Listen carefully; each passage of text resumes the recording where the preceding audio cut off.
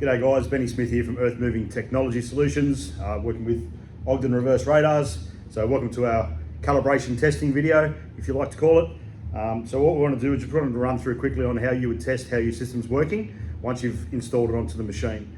So on the multi-beam radar, as mentioned in the install video, the off-the-shelf settings, we like to call them, 16 meters away from the back of the machine and approximately 8 meters either side from the center of the multi-beam radar.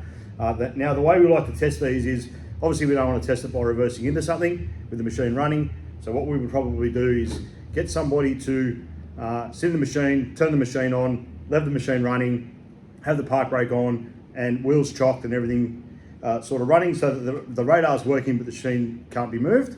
And then what we would probably get people to do is figure out where that 16 meter mark is and the 8 meter mark is furthest away from the machine, and then slowly walk into that zone and make sure that the radar's picking up a person, obviously with the machine not being able to be driven, so that you can test that the radar is picking up that person. Because what you'll see is on the shroud, it's adjustable. So you can tilt the radar forward or you can tilt the radar backwards, depending on how high or low on the machine you mount it.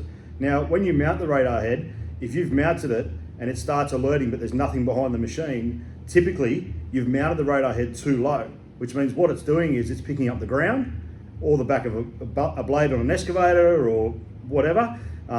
So obviously if it's a clear area and you've mounted that radar head and it's tilting to the ground, it's picking up the ground, right? So what we do is we tilt it back up slowly, which, as mentioned in the install video, that's how the shroud is designed. It's angled, it's got an angled piece on the side of it where the 2 bolt holes go, and then you would tilt it up slowly until that radar stopped beeping. Or you could turn everything off, tilt it, reset it, turn it all back on again and make sure that it's not beeping again, and then use a person or something else to walk into that area, so then the radar then is picking up that person or that piece of equipment.